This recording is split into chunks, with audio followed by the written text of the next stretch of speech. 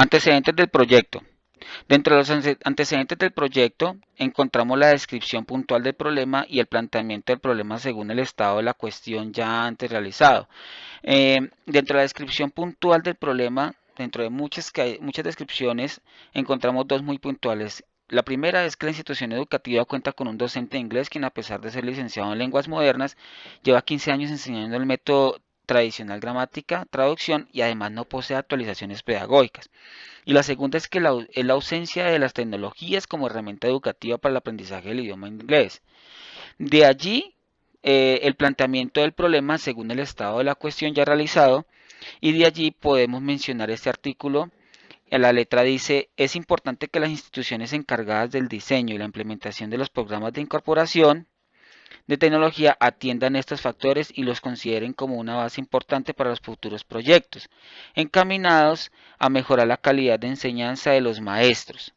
Esto lo dice Gómez, Ramírez y Martínez y Chuck en el 2019, en la cual dice que tanto los maestros como las instituciones educativas y como las instituciones encargadas de diseño e implementación de programas de incorporación de tecnología deben atender a estos factores para que estos docentes sean capacitados y debidamente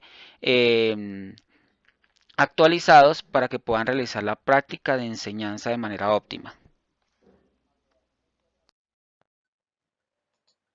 La pregunta que se pretendió responder en el desarrollo del proyecto fue: ¿por qué se evidencia la carencia de metodologías mediadas por el uso de las TICs en las aulas si se ha demostrado su eficiencia en la adquisición de una segunda lengua? Ahora vamos a explicar el árbol de problemas. El árbol de problemas es una técnica en la que se intenta hacerle frente a un problema, pero para esto es necesario comprender qué lo causa y cuáles serían los efectos. Generalmente el árbol tiene tres partes, que son el tronco, las raíces y las hojas. En el tronco se ubica el problema central, que para nuestro proyecto de investigación es la ausencia de las TICs como herramienta educativa para el aprendizaje del idioma inglés. De ese problema central surgen las causas. La primera causa sería: pocos docentes tienen conocimiento del uso del computador y de las herramientas TICs. De esa causa surge la primera consecuencia, que es falta de motivación de los estudiantes hacia los procesos de aprendizaje de la lengua extranjera. Luego surge la segunda causa, que es que el docente de inglés lleva muchos años implementando la misma metodología tradicional de enseñanza. Por lo tanto, la consecuencia de esa causa es el desaprovechamiento de los entornos interactivos que brindan las TICs y que ofrece input o exposición al estudiante de la lengua extranjera. La siguiente causa sería que el docente de inglés no ha realizado cursos de actualización ni de desarrollo profesional docente después de la obtención de su título universitario. Lo que conlleva es que el estudiante no se logra culturizar con la lengua de estudio y se torna más complejo de conseguir los resultados de aprendizaje. Como sabemos, todo proyecto de investigación tiene un objetivo general y unos objetivos específicos. El objetivo general es el enunciado que resume la idea principal o central del trabajo, y los objetivos específicos son los pasos para alcanzar la meta principal en la investigación. Voy a proceder a explicar el objetivo general, que es promover el uso de las TICs como herramienta educativa para el aprendizaje del idioma inglés. ¿Cómo vamos a alcanzar este objetivo general? A través de los objetivos específicos. El primero sería actualizar los métodos de enseñanza en los profesores de inglés, incorporando el uso de las TICs como alternativa de enseñanza-aprendizaje para el cumplimiento de los planes de estudio. El objetivo específico número 2 sería generar nuevas alternativas de aprendizaje a través del uso de las TIC, que permitan a los estudiantes despertar el interés en el aprendizaje del idioma como lengua extranjera. El tercer objetivo es incentivar a los docentes de idiomas en su autoaprendizaje y constante actualización, que le permita mejorar tanto su percepción educativa como su metodología de enseñanza. Marco teórico. Para nuestra primera cita bibliográfica, tomada de los autores Castro, Guzmán y Casado, entendemos que el concepto educativo ha evolucionado de manera efectiva con la inclusión de la tecnología como herramienta de enseñanza. Es por eso que esta cita resulta prudente debido a que reúne tres aspectos importantes. 1. La progresiva desaparición de las restricciones de espacio y de tiempo. 2. un modelo de aprendizaje más centrado en el estudiante. 3. Favorece la comercialización y la globalización de la educación. Teniendo en cuenta estos aspectos, se resalta la importancia del empleo de las TIC en el entorno educativo.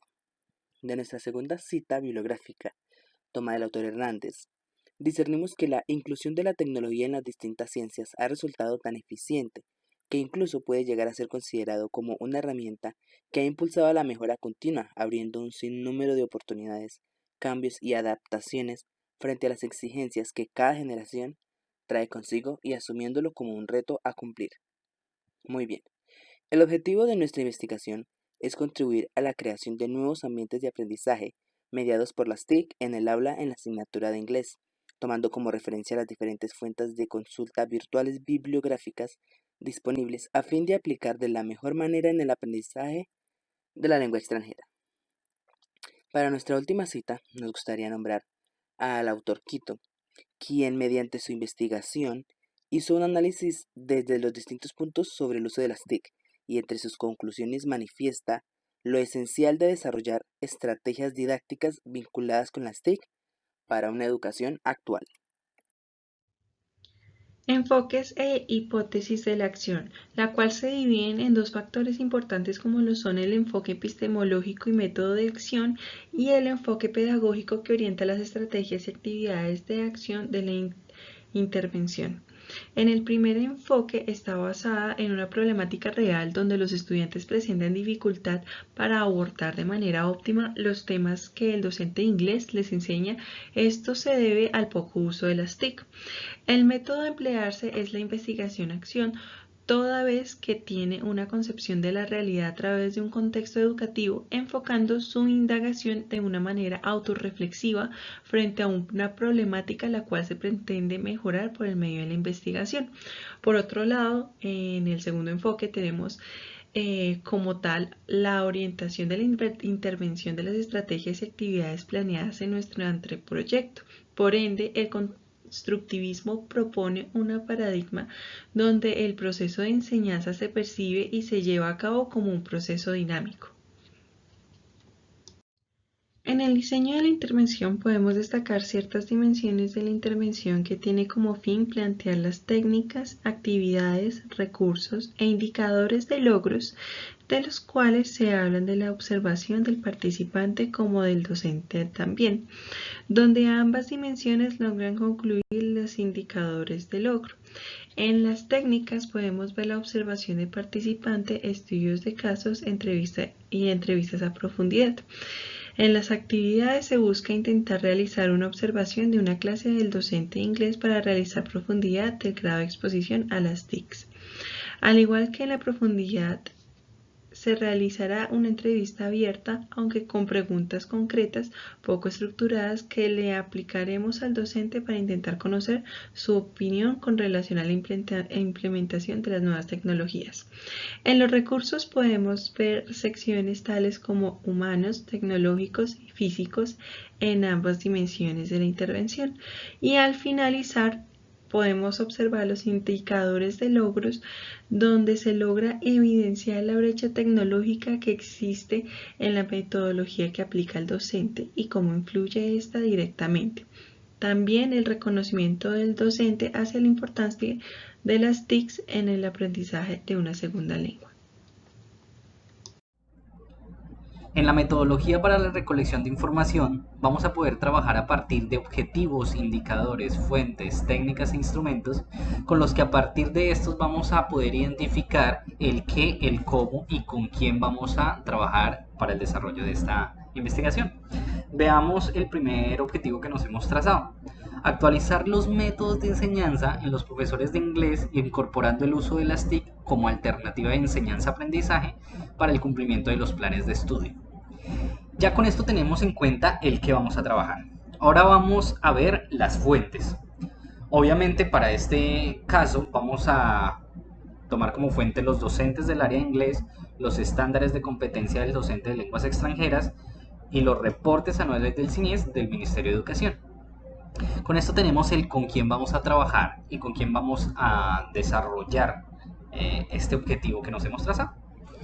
Pero aunado a esto tenemos las técnicas y los instrumentos, que es el cómo vamos a recolectar esa información a partir de las fuentes que tenemos. Para esto vamos a utilizar encuestas, estudios experimentales, entrevistas, talleres, observación, grupos focales, entre otros, que nos van a poder permitir llegar a ese objetivo que nos hemos trazado. Pero ¿cómo nos damos cuenta que hemos alcanzado este objetivo si podemos continuar? Es aquí donde vemos los indicadores. Cuando nosotros veamos que el desempeño es aún más eficiente en las competencias del docente en la enseñanza de una lengua extranjera, cuando obtengamos mejores resultados en los estándares internacionales del nivel de inglés de los docentes, y cuando podamos obtener y crear decisiones críticas que incentiven a la mejora continua del proceso formativo, nos damos cuenta de que este objetivo ha sido alcanzado. Asimismo, vamos a tener que trabajar esta tabla para la recolección de información a partir de los objetivos, que en este caso han sido 3, para poder trabajar. Para llevar a cabo la implementación de la intervención pedagógica, debemos seguir un procedimiento. Entre estos procedimientos están divididos en 5 partes. La primera parte es la planificación, de las cuales encontramos principios, elementos y fases. Dentro de los principios podemos mencionar la racionalidad, la continuidad, la univocidad, la complexividad semántica, la flexibilidad, la variedad, el realismo y la participación. Ya dentro de los elementos podemos mencionar como la naturaleza de la investigación, origen y fundamento, objetivos, metas, localización, metodología, recursos humanos, recursos materiales, recursos financieros y evaluación. Y dentro de las fases pues encontramos ya la fase inicial, la fase de ejecución y la fase de valoración. Ya para la segunda parte ya encontramos el diseño y la elaboración como tal, ¿sí? Que ya son los objetivos ya fijados. En el diseño y la elaboración encontramos objetivos ya fijados, ya los medios y recursos a emplearse, las estrategias de acción, la temporalización de actuaciones y la fase de valoración. Ya pasamos a una tercera parte dentro de este proceso, que ya son los escenarios de intervención, y pues en este contexto es la institución educativa. Ya en el tema, en la cuarta parte encontramos el tema específico a desarrollar, en cual ese tema específico ya sería el uso de las tecnologías como estrategia de enseñanza, que ese es lo que se va a investigar. Y ya por último, la última parte, que es el tipo de intervención, ya es netamente pedagógica, ya que lo vamos a hacer en una institución educativa, en una temática netamente pedagógica.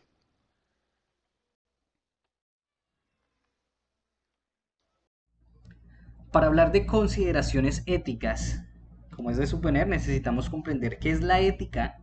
Y aquí me remontaría a una cita de la filósofa española, ganadora del Premio Internacional de Ensayo Jovellanos del 2007, Adela Cortina, en 1994, quien dice que la ética es un tipo de saber de los que pretenden orientar la acción humana en un sentido racional en el conjunto de nuestras vidas. Es decir, la ética nos define la razón o el sentido que tenemos para hacer una u otra cosa. Cuando se presenta un evento, por ejemplo, lo que se nos va a preguntar de inmediato es ¿por qué lo hicimos? Y en investigación esta pregunta es fundamental para el desarrollo de un proyecto. ¿Por qué lo vamos a hacer? ¿Por qué usamos estos elementos? ¿Por qué estos sujetos serán investigados y estos los investigadores? ¿Qué impacto tiene y a dónde queremos llegar? Es por eso que en esta tabla de principios éticos de la primera generación lo dividimos en 3: los investigadores, investigados y proceso de investigación. Cada uno tiene unos principios éticos aparte que se deben tener en cuenta para llegar a una investigación transparente y como que tenga sentido el por qué se está haciendo. Primero, los investigadores tienen el derecho de ser reconocidos y tener el derecho de autor de sus productos de investigación. También deben reconocer sus competencias y sus limitaciones, así como no pueden ser discriminados por ningún tipo de circunstancia. En los investigados se les debe respetar la privacidad y la confidencialidad. También por parte de los investigadores se debe hacer saber cuál es el tipo de estudio en el que se van a involucrar los investigados. y el consentimiento informado de todos, ¿sí? Para que haya, digamos, un lineamiento para esta investigación. Y finalmente, en el proceso de investigación debemos tener en cuenta algo que es de relevancia, es que la investigación cualitativa, como es en este caso, reconoce la individualidad de los sujetos como parte constitutiva del proceso indagador.